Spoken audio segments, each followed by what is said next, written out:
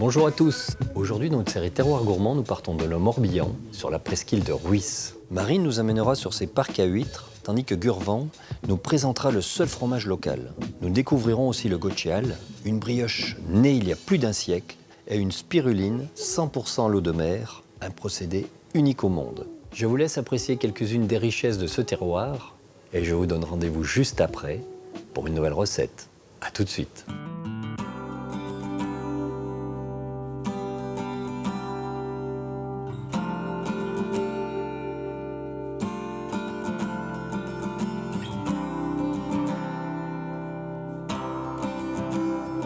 Au sud de la Bretagne, il est un territoire bercé par la mer et le va-et-vient des marées. Le golfe du Morbihan, petite mer en breton, forme une immense baie comportant une multitude d'îles. La presqu'île de Rhuys embrasse l'océan Atlantique d'un côté et vient se lever contre cette petite mer pour en dessiner les contours.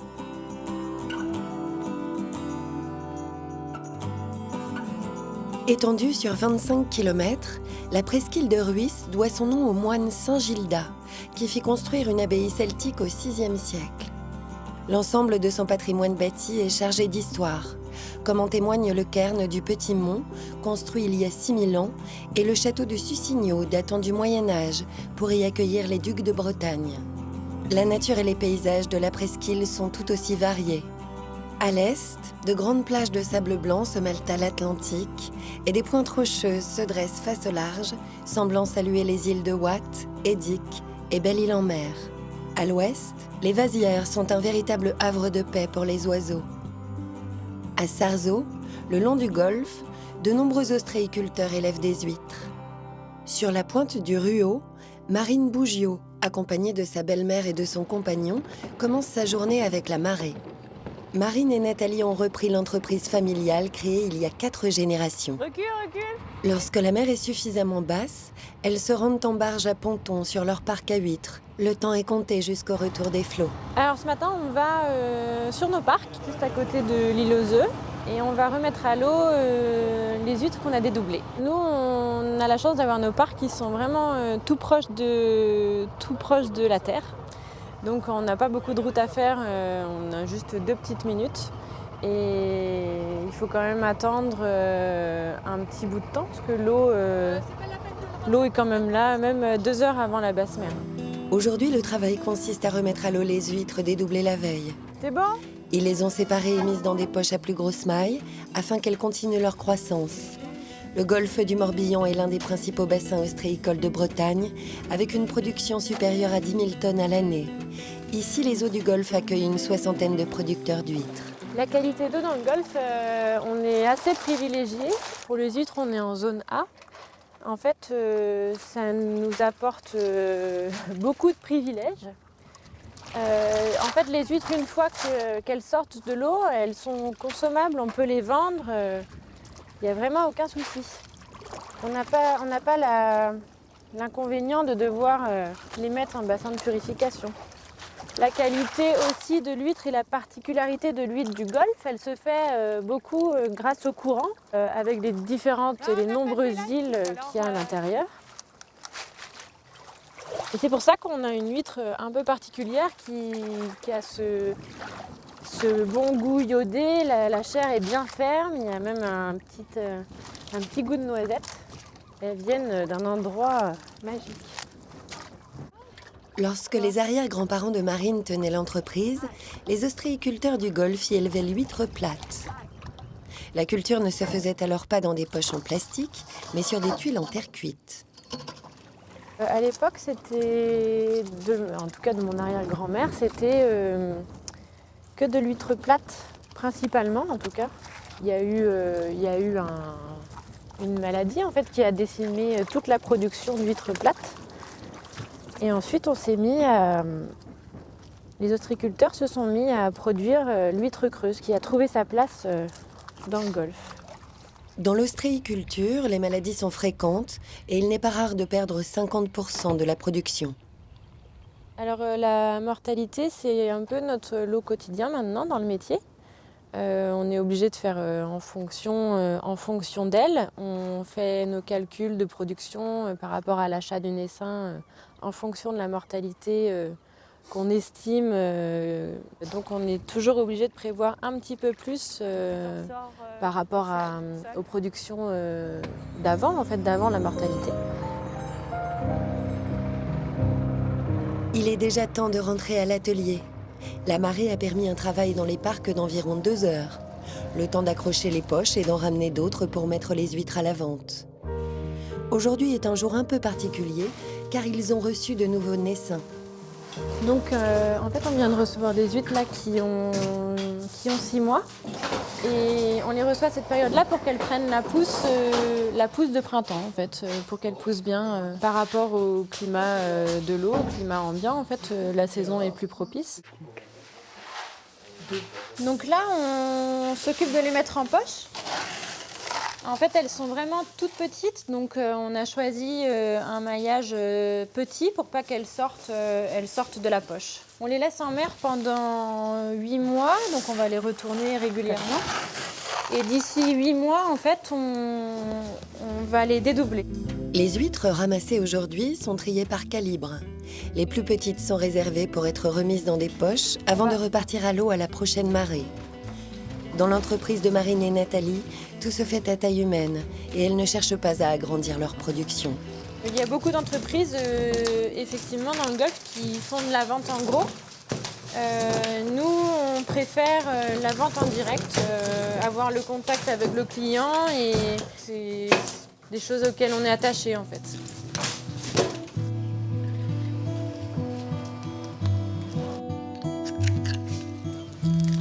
Une belle huître.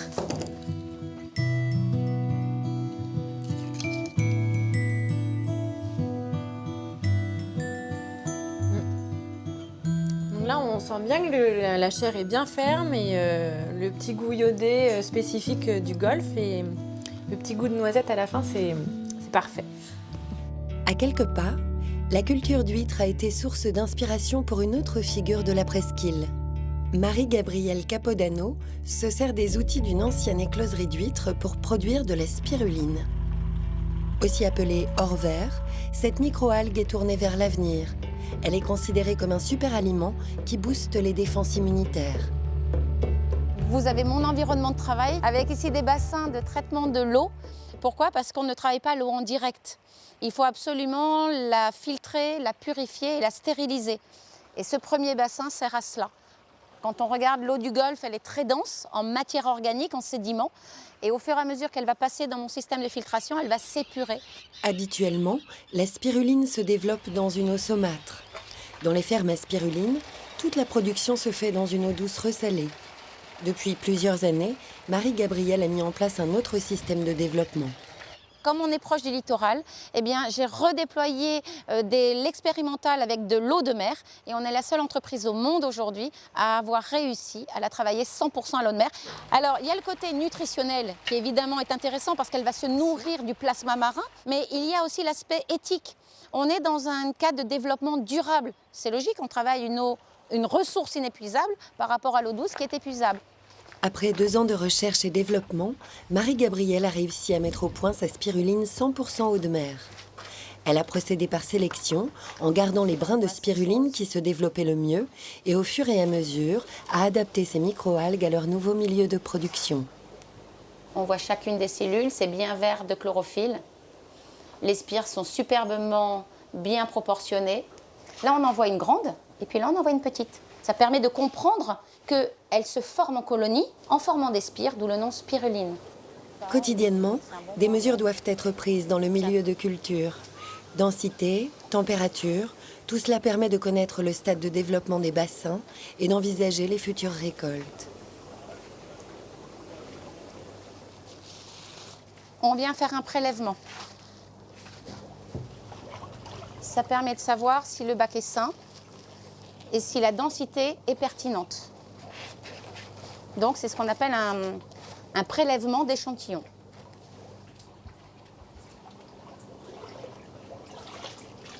On a une quantité que l'on fait passer à travers une maille fine.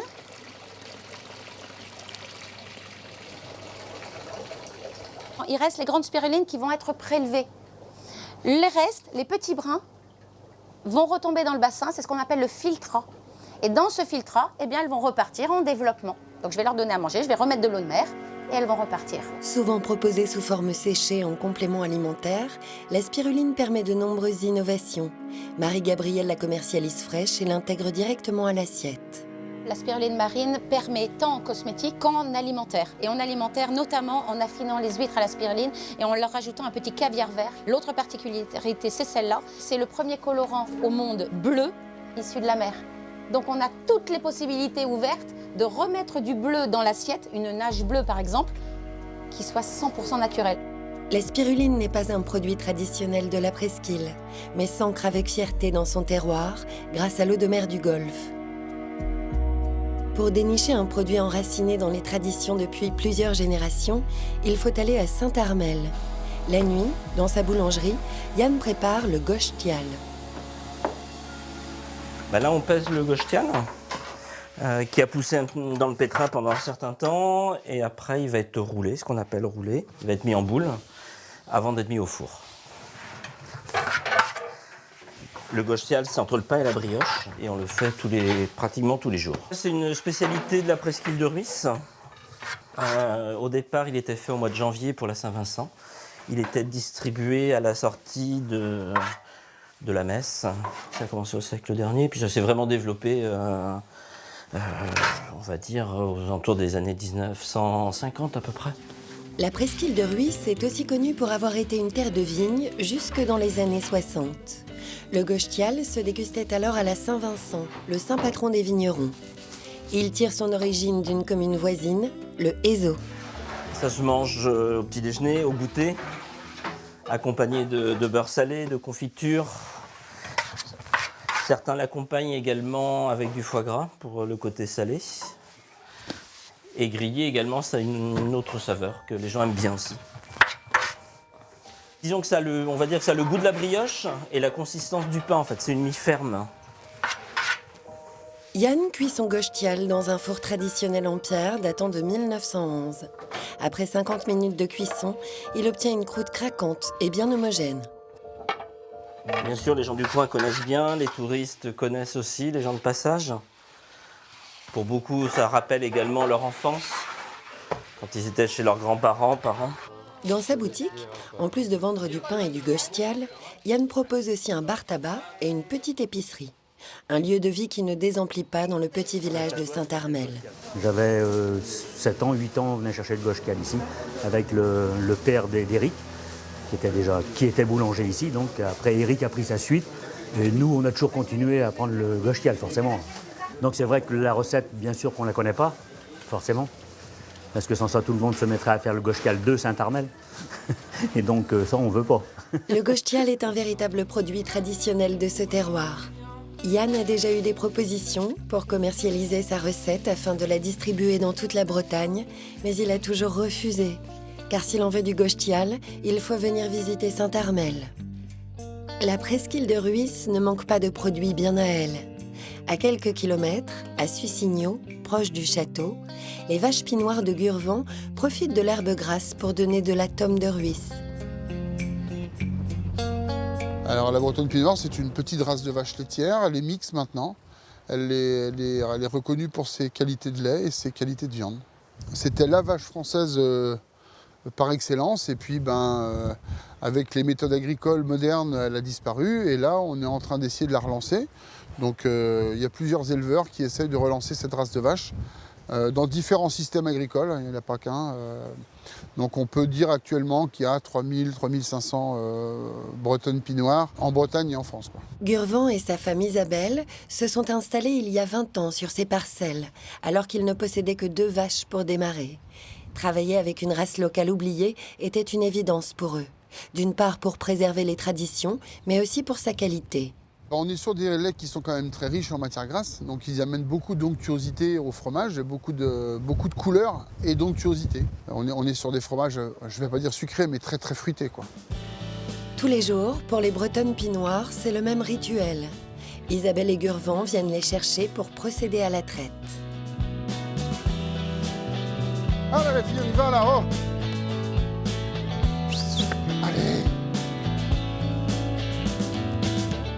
Elles repartent tout à l'heure dehors. Allez. À cette époque-ci de l'année, c'est les vaches qui sont dehors. Toute l'année, c'est les vaches qui sont dehors. Sauf vraiment quand il fait pas beau, quand il fait froid, quand il y a du gel. C'est une vache qui est très costaud, qui est très... Alors, c'est pas parce que je dis ça qu'il faut lui faire subir n'importe quoi, hein, mais c'est une vache qui est résistante, c'est clair. Hein. Elle fait ses veaux toute seule, voilà. Ouais, c'est une bonne vache.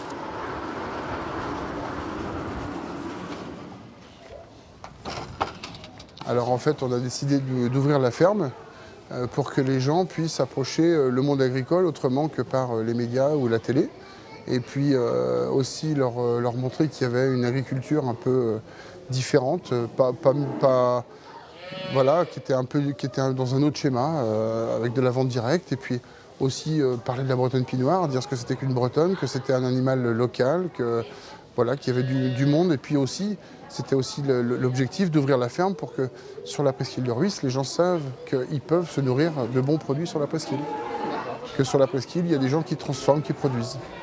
Nous, on n'aurait pas pu avoir un schéma autrement que celui-là. Et c'était important aussi pour nous d'avoir une vie sociale autre et ne pas s'enfermer dans son monde agricole. Tous les jours, la traite a lieu en public à 17h30.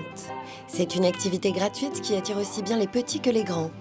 Après la traite, les spectateurs peuvent profiter des produits laitiers offerts par ces bretonnes pinoires dans la boutique de la ferme. Gurvan vend aussi ses produits sur le marché. Ça, c'est le jeune. Je vais vous faire goûter un peu plus vieux.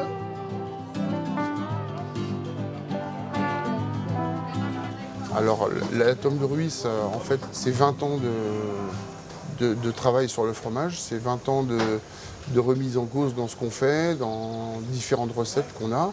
Donc, on s'est beaucoup promené, on a fait beaucoup venir des gens.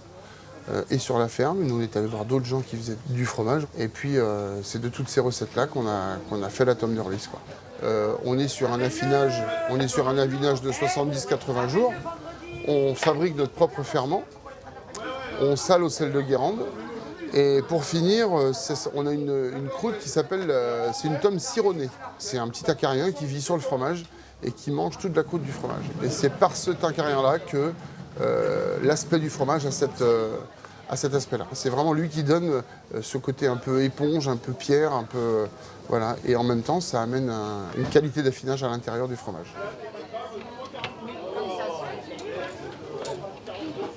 Voilà. Non mais c'est vrai que c'est celle que je préfère. Hein. C'est l'entre-deux. Ouais. La jeune est très bien, l'entre-deux est parfait. Oui, ah oui, elle part pour moi. Bah, c'est important, oui, d'abord parce qu'on sait d'où ils viennent.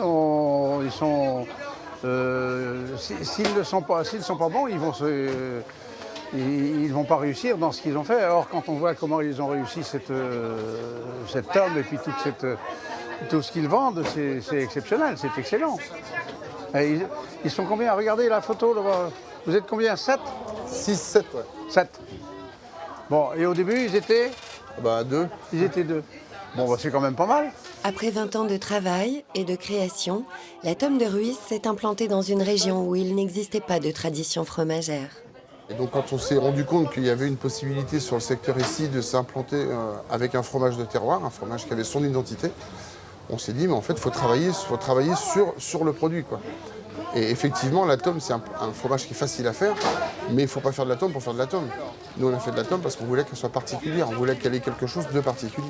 Et maintenant dans le paysage en fait, dans lequel on est au niveau fromage en Bretagne, on est bien reconnu, on est bien implanté comme un fromage de terroir et un fromage qui a du caractère et qui est très apprécié, quoi. La gastronomie de la presqu'île de Rhuys se démarque par sa diversité et ses traditions. La nature et les paysages ne manquent pas non plus de nous surprendre. Le parc naturel régional du golfe du Morbihan a été créé en 2014. Il regroupe une trentaine de communes tout autour du golfe et a pour objectif de protéger les milieux naturels. David Lédan est le gestionnaire de cette réserve. Dans les marais de Sussigno, il organise des sorties pédagogiques afin d'apprendre l'ornithologie aux curieux de la nature. Une passion qui donne des ailes, comme il aime le dire. On peut alors observer des sternes, des oiseaux venus d'Afrique pour nicher ici à la belle saison. Mais s'il y a bien un oiseau à suivre sur le littoral de la presqu'île de Rhuys, c'est le gravelot à collier interrompu, un petit oiseau qui niche à même le sable. David et son équipe inspectent les plages.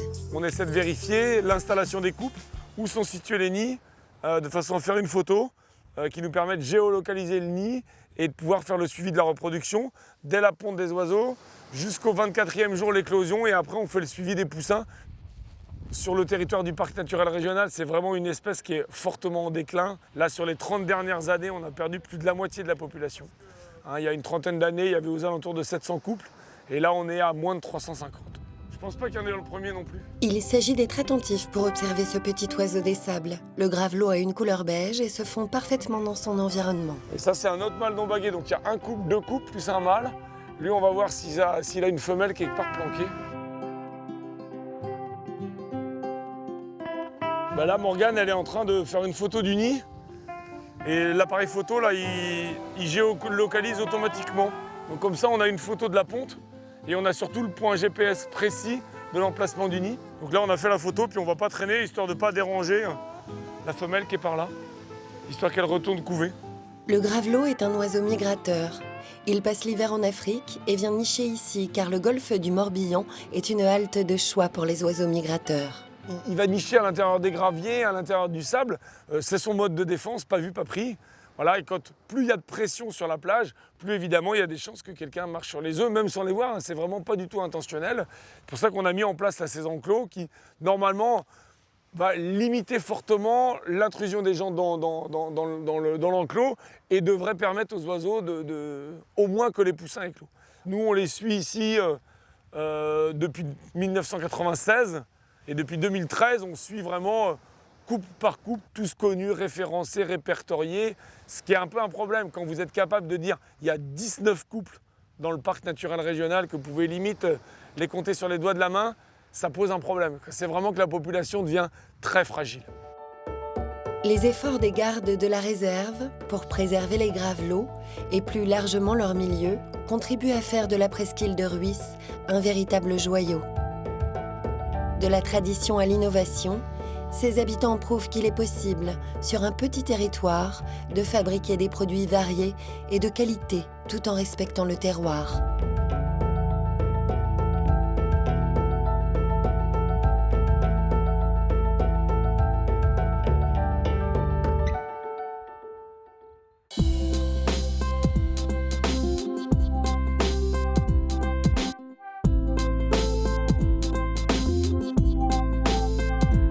Aujourd'hui, je vous propose une côteriade de fin coquillage à la vapeur d'algues. Pour réaliser cette recette pour 4 personnes, il vous faudra, pour la côteriade, 1 kg de coque, 250 g de moule, 250 g de couteau, 120 g de bigorneau cuit, 200 g d'algues goémon de préférence, 40 g d'énoki, 40 g de girolles, 40 g de mousseron, un citron yuzu, 20 g de beurre. Pour la marinière de coquillage, 200 g de vin blanc, 75 g de persil, 60 g d'échalotes, 50 g de beurre. Pour le bouillon aux algues, 10 g d'algues nori, 10 g de fécule de pommes de terre, 2 g de bonite séchée râpée. Pour l'écume, 120 g de beurre, 25 g de crème liquide. Pour la côteriade, nettoyez 250 g de coque, les moules, les couteaux et les bigorneaux.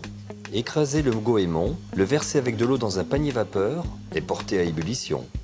Ouvrir les coques, les couteaux et les moules à la vapeur. Retirez l'opercule des bigorneaux et les sortir dans leurs coquilles. Éplucher les girolles, les énokis et les mousserons. Les faire revenir au beurre. Assaisonner. Il est toujours préférable de faire dégorger dans de l'eau froide les coquillages plusieurs heures avant l'utilisation. Pour la marinière de coquillage, rincez les 750 g de coque restant à l'eau claire. Hachez le persil et ciselez les échalotes. Dans un grand rond d'eau, faire fondre le beurre, ajouter les échalotes et les faire suer vivement. Ajoutez les coques et placez le rond d'eau sur feu vif 3 minutes tout en remuant. Déglacer avec le vin blanc, ajouter le persil, couvrir et laisser hors du feu 10 minutes. Une fois reposé, décortiquez les coques.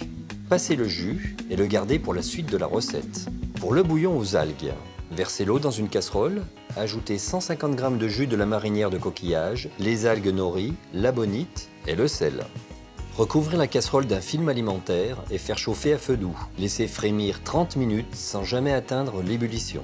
Laissez refroidir complètement et filtrer dans un chinois étamine. Si vous voulez vous simplifier la vie, utilisez le bouillon d'ashi que vous pouvez trouver dans le commerce, à défaut du bouillon d'algues.